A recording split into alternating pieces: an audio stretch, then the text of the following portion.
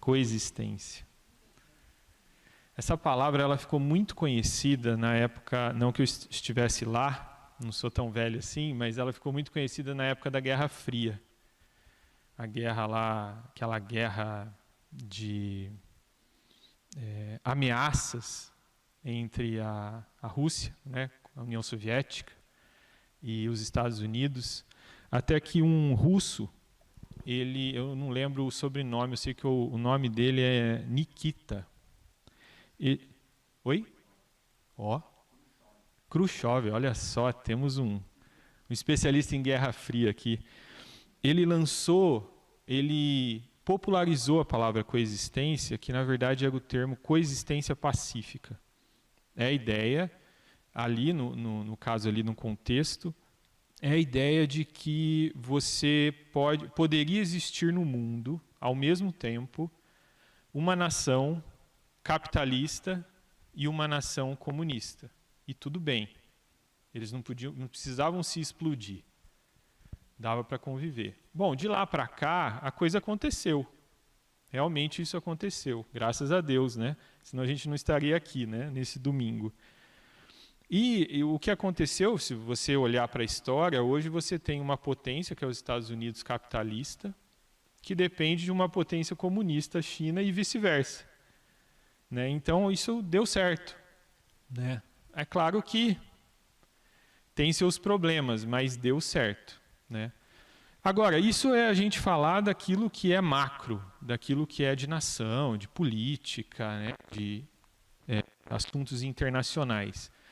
Agora, tem uma coisa que coexistência me lembra, que é casamento. E isso tem muito a ver com a gente, né? É quase União Soviética e Estados Unidos, às vezes, né?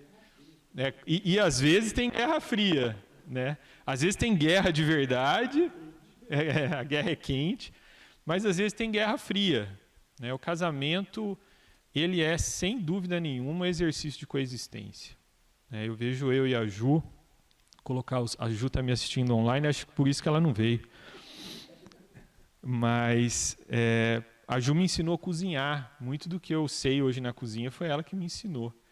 Mas a gente não pode cozinhar junto. Porque eu tenho o meu jeito desastrado, canhoto de cozinhar. Não é bonito de se ver. E ela não gosta de ficar na cozinha enquanto eu estou cozinhando, porque realmente não é bonito de se ver. E ela é toda jeitosa, vai fazendo e vai limpando, né? Então a Ju não fica comigo, mas a gente coexiste como? Olha, nesse momento a Ju vai fazer outra coisa. Né? E não vê. No final ela come. Às vezes lamenta, né, Vitor? Mas come. Então, a coexistência é algo que existe, é uma necessidade que existe, tanto no macro, nas coisas muito grandes, né, como nas coisas pequenas também, no casamento, nas amizades, né? Quem aqui não tem amigos muito diferentes? Não é mesmo? Gente que às vezes você ouve a pessoa e você fala, eu não sei como eu sou amigo dessa pessoa, porque ela pensa completamente diferente de mim, né? Então, o que é preciso? Qual que é a base da coexistência? Eu gostaria que vocês me dissessem mesmo. Estamos em poucos aqui, eu gostaria que vocês dissessem. Qual que é o segredo? Existe um segredo para a coexistência? Tolerância, amor, boas palavras. Diálogo. Na Guerra Fria ali precisa de negociações, né? Limites, ponderações. Respeito. Respeito é uma palavra importante para a coexistência. Né? Vamos falar, por exemplo, de religião. Né? No trabalho, a gente convive com pessoas que não creem em Deus. A gente convive com pessoas que creem em outros deuses, que têm outras práticas religiosas. Respeito é primordial. Aceitação. Aceitação é uma coisa muito importante. Tem uma palavra que me vem à mente também, que é alteridade. Já ouviu falar dessa palavra? É essa capacidade de você se esforçar, pelo menos por algum momento, para ver a vida da maneira como a outra pessoa vê a vida.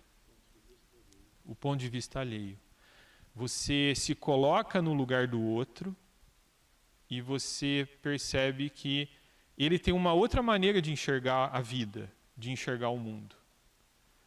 Não é um exercício que a gente consegue fazer o tempo todo, porque nós somos naturalmente egocentrados, né? Então, a gente pensa muitas vezes que o mundo é dessa forma que a gente está interpretando o mundo.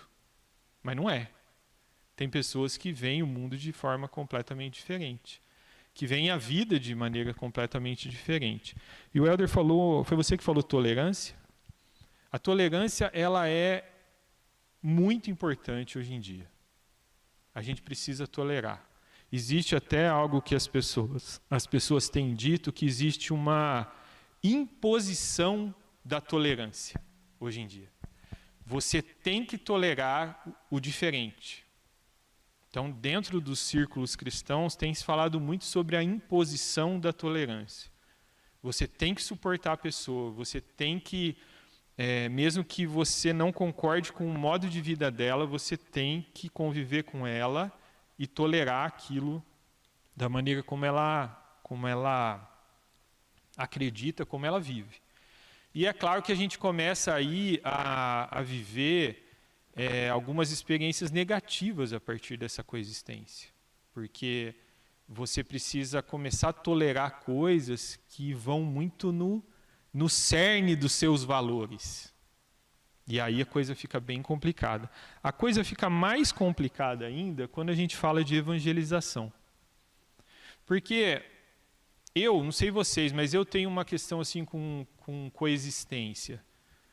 Fica aí no seu canto, com seu jeitinho maluco, que eu vou viver minha vida. A minha coexistência, ela passa muito pela minha indiferença pelo outro.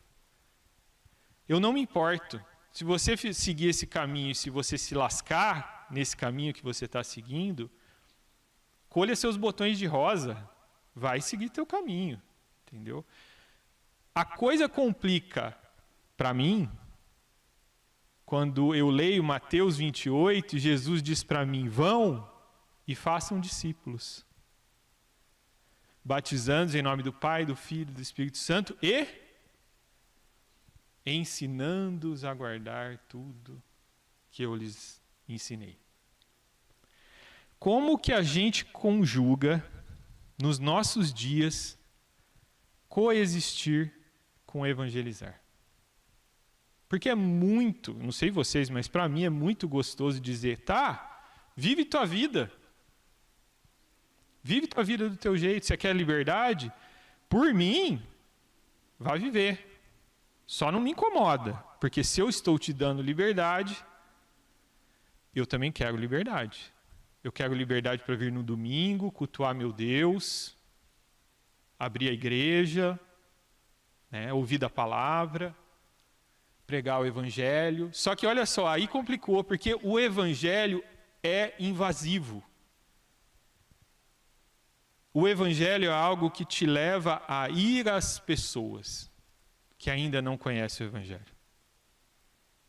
O evangelho te tira da comodidade, da indiferença, da coexistência. Eu estava falando com a Vana isso antes de começar o culto. As nossas igrejas têm vivido isso. A comodidade da indiferença, da coexistência.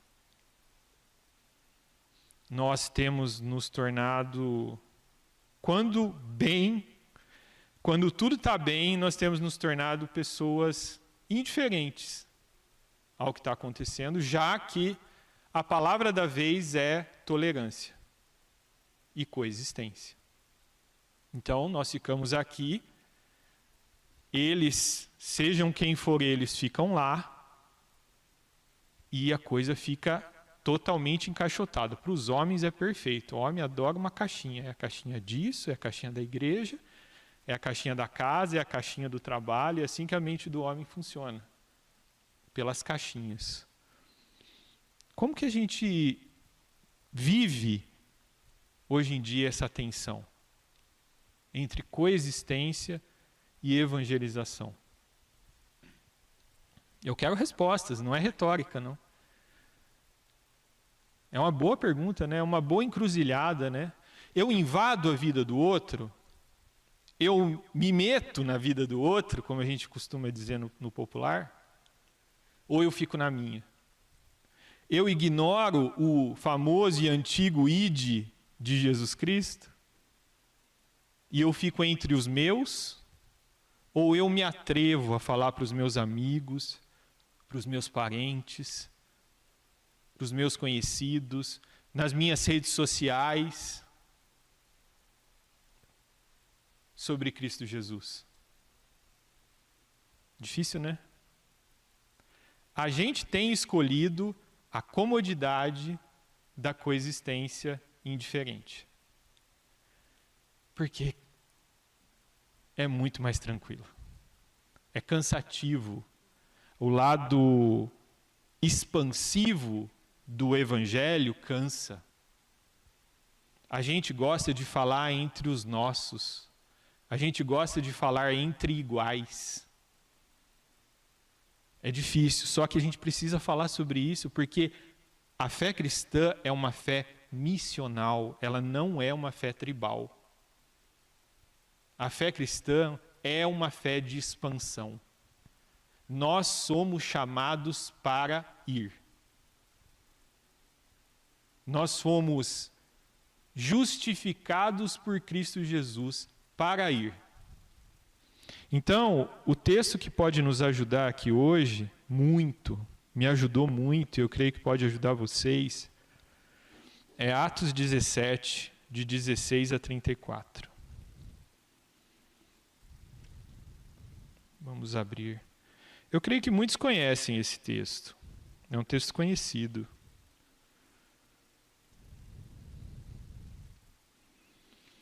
Espere só um momento que eu estou abrindo uma Bíblia de papel. E faz tempo que eu não faço isso.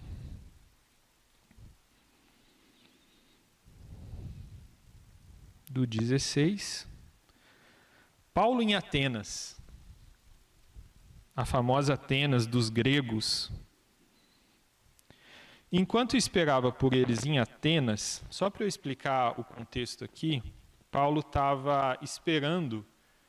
Ele tinha sido exilado por seus amigos para Atenas, porque ele estava sendo perseguido na cidade onde ele estava. Então ele foi mandado para Atenas, em sua segunda viagem missionária, para esperar Silas, se não me engano. Vamos ler aqui antes um pouquinho. Silas e Timóteo. Então, teoricamente, ele foi para Atenas, mas foi para Atenas só para esperar uns dias. Ele foi para Atenas só para que a coisa se acalmasse, porque ele estava sofrendo perseguição.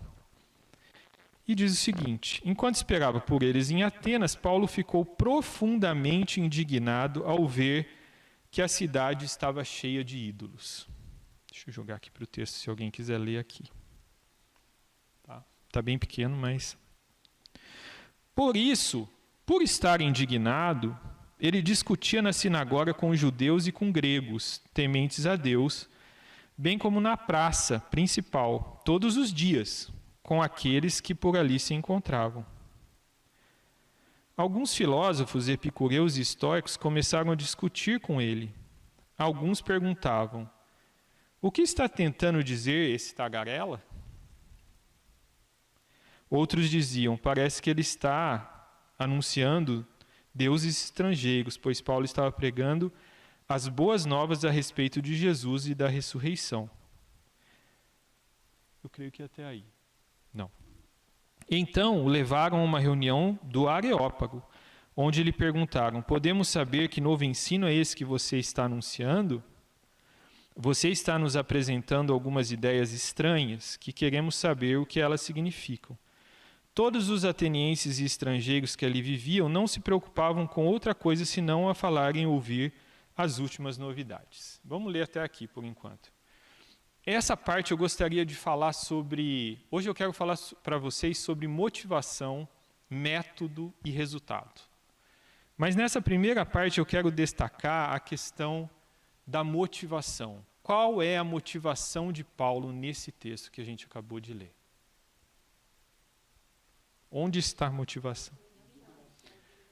Ele ficou indignado. Com o quê? Com a idolatria. E nesses versículos que eu li, a gente tem aqui um resumo de toda a idolatria humana. A idolatria visível e a idolatria invisível.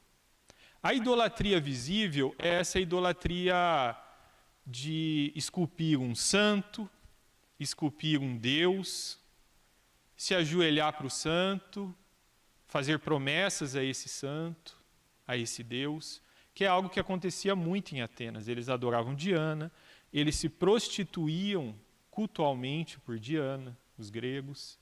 Era uma idolatria escancarada. Mas aqui também o texto fala sobre os epicureus e os estoicos. Os epicureus e os estoicos, eles eram os filósofos da época. Eles eram os donos do saber. E a idolatria deles era a idolatria do saber. Muito presente nos nossos dias hoje em dia, né? Hoje é muito presente essa idolatria do saber, essa coisa de você desenvolver um conhecimento e você viver a partir daquele conhecimento e achar que esse conhecimento é suficiente para a sua vida. Eu gostei de uma frase que resume a filosofia dos epicureus e dos estoicos. Eu particularmente gosto da filosofia dos estoicos e ela está muito na moda hoje em dia, para quem não sabe. E eu vou explicar por quê. A filosofia dos epicureus, em resumo, é assim: aproveite a vida. Curta a vida. Viva os prazeres da vida, porque a vida é curta. Eles não pensavam muito em vida após a morte, não pensavam nada em vida após a morte. Não pensavam muito em deuses. Eles pensavam na questão do curtir a vida. Sabe o filme Curtindo a Vida Adoidado? Aquilo é um epicureu. Do outro lado, você tem os estoicos. Os estoicos são aqueles que, em resumo, dizem: aguente a vida. Suporte as durezas e os sofrimentos da vida. Não é à toa que nos nossos dias os estoicos estão voltando a fazer sucesso. Depois de uma pandemia, a literatura em torno dos estoicos está crescendo demais. Os perfis de Instagram sobre estoicismo estão crescendo demais atualmente. Um dos autores, eu não lembro o nome dele agora, mas um dos autores que se tornou, o livro dele se tornou um best-seller, ele é um estoico, Ryan Holiday. E o livro é muito bom, a mensagem é muito boa. É basicamente: a vida é dura, para de mimimi e suporte essa vida. E o estoicismo te dá ferramentas para aguentar essa vida. Mas é uma idolatria. É uma idolatria invisível. É uma idolatria de que você é capaz, com a sua mente, com os seus recursos, com as suas ferramentas, de suportar a vida e de encarar a vida e de viver uma vida boa com aquilo que você tem, independente dos deuses ou de um deus em particular. Por último, a gente tem aqui em Atenas, do primeiro século, a idolatria do TikTok. Olha só o último versículo que eu li. Todos os atenienses estrangeiros que ali viviam não se preocupavam com outra coisa senão falar ou ouvir as últimas novidades. O último meme, a última música da Anitta. Eu estou sabendo, seu Cláudio. O último videoclipe da Anitta. O último som do sei lá que banda, vocês queiram, os meninos estão mais atualizados do que eu. Nós vivemos essa idolatria hoje em dia. A idolatria de estar antenado e vivendo esse fluxo de informações com as pessoas. Tá bom. Isso é suficiente para a minha vida. O que importa é que eu esteja atualizado com todos os universos de todas as ficções que estão rolando por aí. Seja Game of Thrones, seja Marvel, seja DC, seja o que for, eu preciso estar atualizado com as últimas mitologias ficcionais que nós estamos criando por aí. É uma idolatria também. Sem dúvida é uma idolatria que nós estamos inseridos. Paulo, ele se indigna, ele se revolta com esse panteão de idolatrias que ele vê em Atenas. Ele se revolta. Só que Paulo tem a capacidade de entender a capacidade da alteridade que eu acabei de explicar para vocês, de olhar aquelas pessoas a partir do mundo no qual elas estão imergidas. Por quê? Vamos analisar a vida de Paulo. Paulo era fariseu. Paulo viveu sempre acreditando em um Deus único. Apenas um Deus. Criador do céu e da terra. E Saulo, eu estou falando de Saulo, num determinado momento da sua vida, ele começa a perseguir e matar cristãos justamente porque eles estão criando uma nova seita que está corrompendo a religião judaica. Então, ele é um cara extremamente rígido com a religião que ele nasceu. Só que aí ele se encontra com quem no caminho? Com o próprio Cristo. E aí ele descobre que nas revelações bíblicas, o Velho Testamento, o Pentateuco fala e os profetas falam de Cristo e ele se encontrou com esse Cristo, então a vida dele, dali para frente, só fazia sentido compartilhando essa verdade para essas pessoas. Mas ele sabe que não adianta ele chegar para gregos inseridos e imergidos em idolatria e falar de Jesus como se eles tivessem algum tipo de base ou histórico a respeito desse Cristo e a respeito da fé judaica. Ele se deu conta de que falar de Jesus ali simplesmente daquela forma, mas ele sabia que ele precisava fazer isso. Ele sabia que esse monte de idolatrias que eu acabei de falar aqui, que eles viviam, era um sono. Era uma maneira errada de viver. E a motivação de Paulo é que a vida dele só fazia sentido se ele conseguisse despertar algumas pessoas desse sono da idolatria. E aí, gente, a gente tem um problema hoje em dia.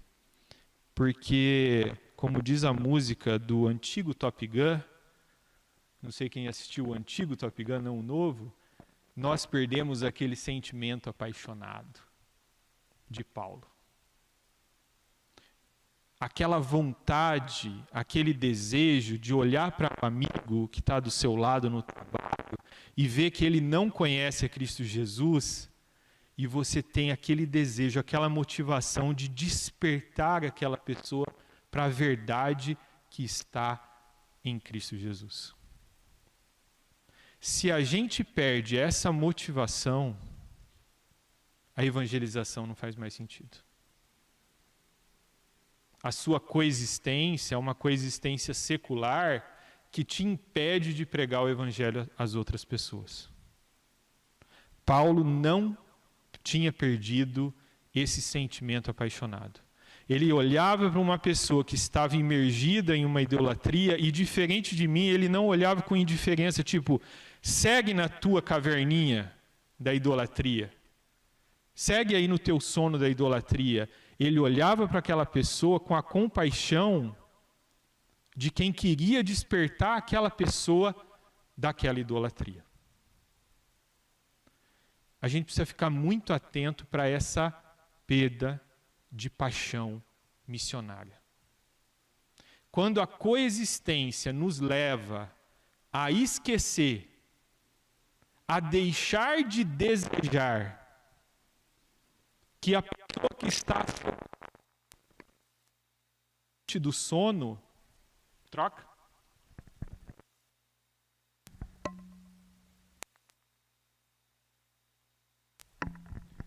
Aí, meus irmãos, não tem mais evangelização.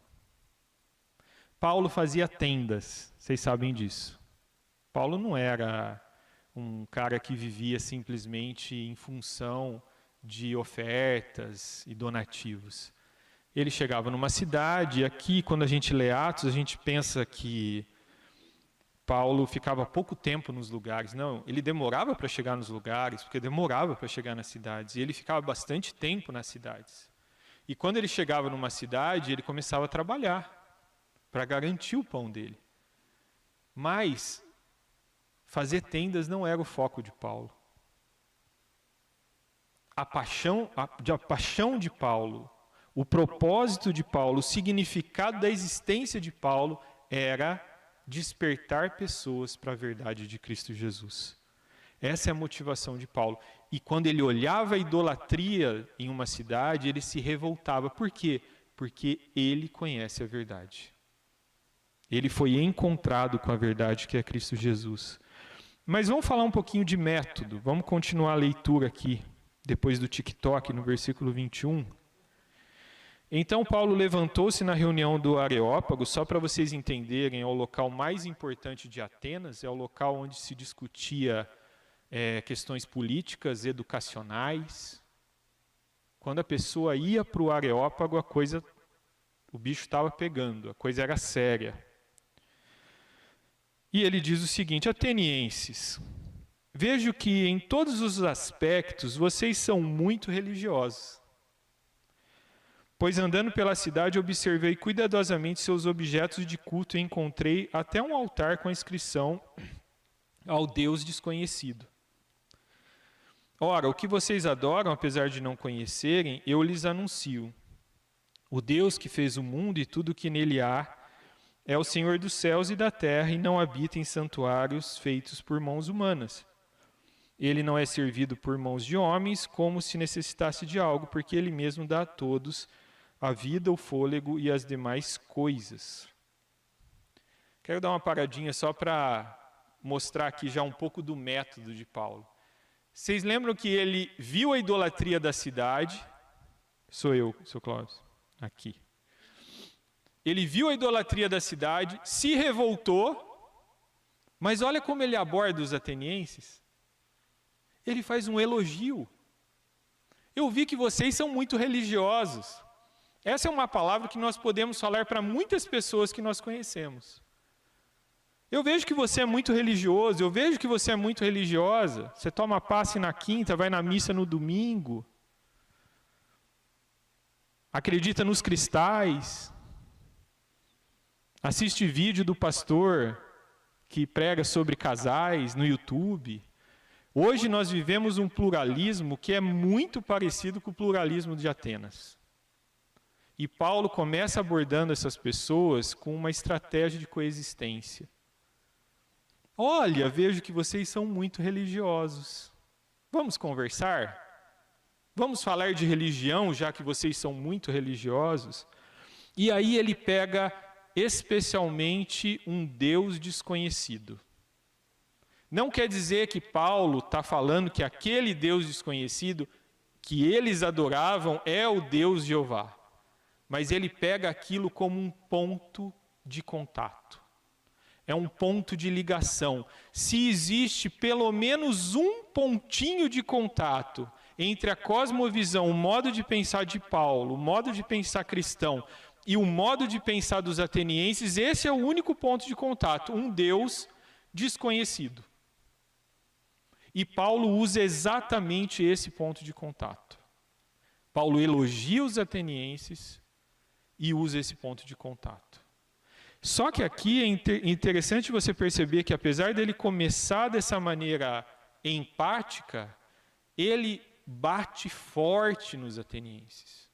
Quando ele diz o seguinte: esse Deus de um só fez a vida, o fôlego e as demais coisas. De um só ele fez todos os povos para que povoassem toda a terra, tendo determinados tempos anteriormente estabelecido e os lugares exatos em que deveriam habitar.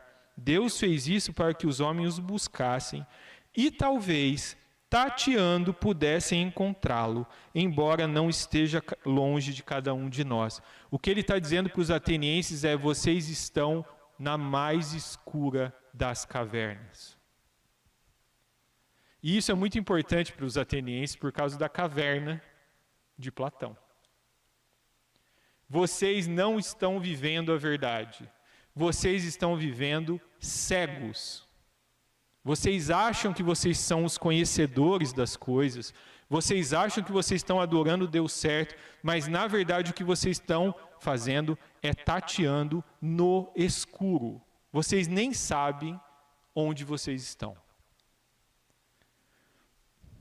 Esse é um método de Paulo. E aí ele vai mais longe nesse método. No versículo 28, ele diz o seguinte.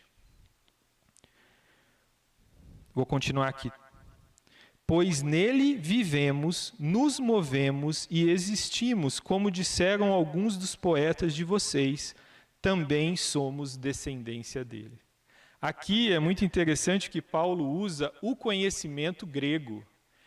Essa citação que ele faz, pois nele vivemos, nos movemos e existimos, é a citação de um poeta grego que viveu 600 anos antes de Cristo. Fazia parte da cultura grega. Paulo vai no cerne, no núcleo da cultura grega, para fazer ponto de contato. E um ponto de contato interessante desse texto é que ele usa o nós.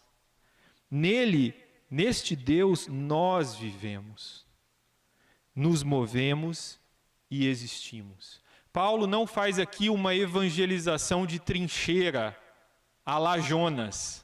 Olha, eu quero que vocês se livrem dessa idolatria, e se vocês não se livrarem, que vocês morram, que Deus mate vocês. Não, Paulo está usando uma técnica de coexistência. Neste Deus, nós nos movemos e existimos. Quer dizer, existe um ponto de contato entre eu, que sou cristão, e vocês. Nós todos vivemos e existimos graças a esse Deus que eu estou mostrando para vocês. Percebam que Paulo não se isola deles, não retira os atenienses de perto deles, ele traz os atenienses para perto dele. Assim, visto que somos descendência de Deus, não devemos pensar que a divindade é semelhante a uma escultura de ouro, prata ou pedra, feita pela arte e imaginação do homem. No passado, prestem atenção nesse texto, no passado Deus não levou em conta essa ignorância, mas agora ordena que todos, em todo lugar, se arrependam. Eu vou parar por aqui. Se tem um povo que tinha passado, era o povo grego. E o que Paulo está dizendo aqui é que Deus não levou em conta esse passado de ignorância. Outro dia eu aprendi que se nós temos o método de escrita das crônicas, se nós conseguimos hoje escrever num blog ou num feed de Instagram, hoje eu passei por dificuldade, hoje eu li um livro assim e o livro me edificou muito, sabe esse formato de crônica, de artigo? Foi graças aos gregos. Foram eles que começaram muito antes de Davi existir, muitos e muitos anos antes de Davi existir, essa técnica de escrita. Esse povo é um povo que Paulo sabe que tem passado, que tem história. E o que Paulo está dizendo para esse povo é que esse Deus não levou em conta esse tempo de ignorância. Não levou em conta esse passado. E aí continua dizendo o seguinte: pois estabeleceu um dia em que há de julgar o mundo com justiça por meio do homem que designou. Quem é esse homem? Cristo. Percebam a maneira grega de contar o evangelho que Paulo teve aqui? Porque Messias não faz sentido nenhum para um grego. Cristo não faz sentido nenhum para um grego. Jesus, muito menos ainda. Ele está contando uma narrativa, e nessa narrativa ele coloca Deus como um homem que Deus designou. Vou ler de novo. Pois estabeleceu um dia em que há de julgar o mundo com justiça por meio do homem que designou. E deu provas disso a todos, ressuscitando dentre os mortos. Aqui pegou. Aqui ele arrumou uma encrenca com a cosmovisão, com a mentalidade dos gregos. Porque se tem uma coisa que grego não quer, é ressuscitar com o corpo. Porque no pensamento grego, o corpo é algo que só atrapalha a transcendência. Só atrapalha a tal da metafísica. Só atrapalha a abstração das ideias, os pensamentos. O corpo, para o grego, é algo totalmente dispensável. E o que Paulo está falando aqui é que esse Deus, este homem, vai trazer a ressurreição. Que o grego ouve aquilo e fala, o que é isso? Isso não faz o menor sentido. Isso me lembrou um amigo de escola do Vitor, que ele me contou uma história, né, Vitor? Que o teu amigo não faz a menor ideia de como é o meio evangélico. Né? Ele confunde padre com pastor, pastor com padre, ele não faz ideia nenhuma. Quando a gente vai para uma escola hoje, a gente pensa que as pessoas conhecem da mentalidade que a gente tem, da palavra de Deus, do Evangelho, de Cristo Jesus. As pessoas são atenienses. As pessoas não conhecem, e muitas vezes a gente fala como se ela fosse igual a nós, nesse sentido de conhecimento, de maneira de entender o mundo. Nós estamos convivendo com pessoas como essas pessoas que Paulo estava falando aqui. Quando ouviram sobre a ressurreição dos mortos, alguns deles zombaram, e outros disseram, a esse respeito, nós o ouviremos outra vez. Com isso, Paulo retirou-se do meio deles.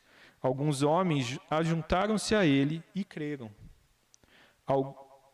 Entre eles estava Dionísio, membro do Areópago, e também uma mulher chamada Dâmaris, e outros com eles. Percebam que a metodologia de Paulo trouxe 3 tipos de resultado nessa evangelização. Primeiro deles, zombaria. Segundo deles, um leve interesse.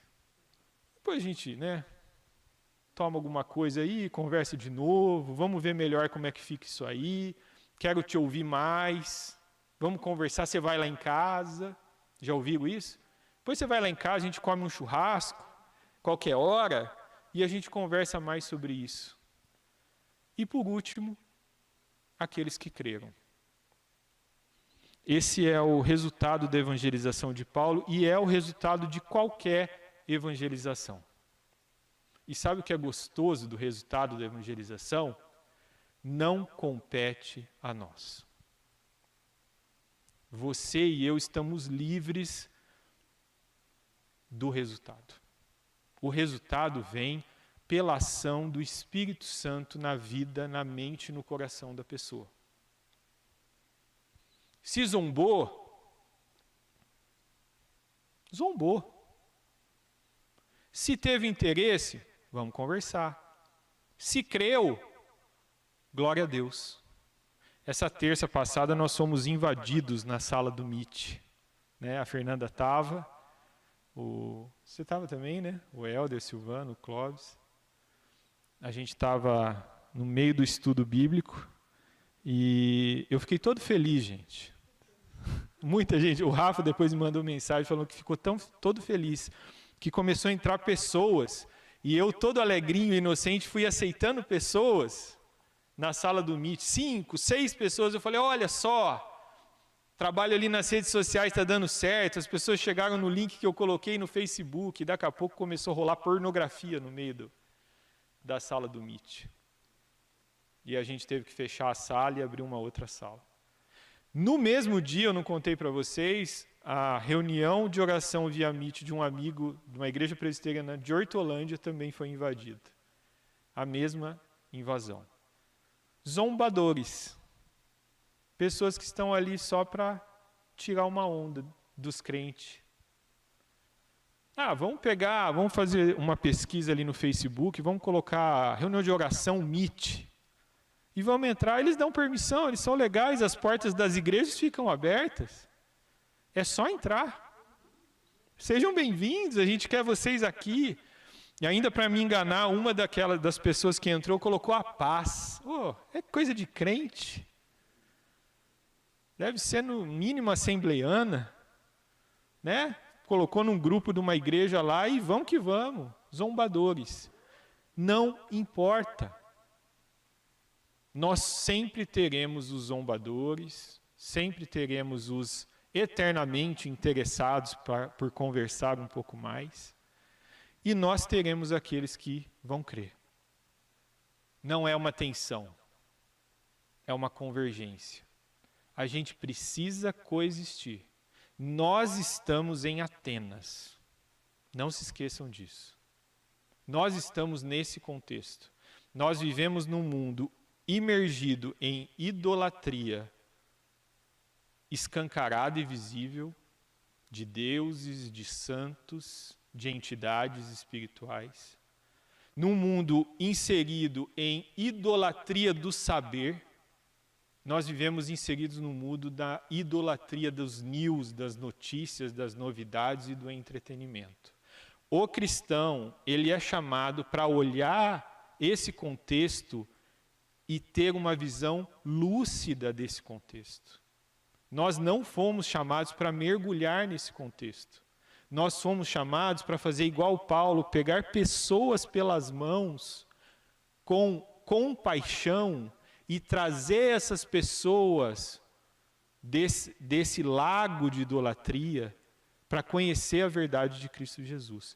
Para isso, nós não podemos abandonar a motivação. Eu sei que você trabalha, eu sei que você estuda, eu sei que os jovens têm muitos sonhos, mas se você é cristão, o maior propósito da tua vida, o maior significado, o que mais traz significado à sua vida, deve ser o de despertar pessoas para a verdade de Cristo Jesus.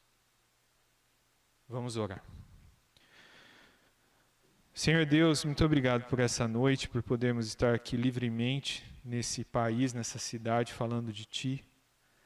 Senhor, vivemos num mundo que está e continua mergulhado em idolatria. E o Senhor sabe que a Tua igreja anda muitas vezes acomodada, Senhor. Muitas vezes nós nos perdemos no egocentrismo das nossas vidas, Senhor. Desperta a Tua igreja, Senhor. Dê a nós, Senhor, de novo o significado, Senhor, o propósito da nossa vida aqui, Senhor. Que a gente encontre na evangelização, que a gente encontre na missão que o Senhor nos deu, o maior propósito para acordarmos de manhã, Senhor, e vivermos nossas vidas, nosso trabalho, nossos estudos, nossa vida em família, Senhor. É o que te pedimos, Senhor, em nome de Jesus. Amém.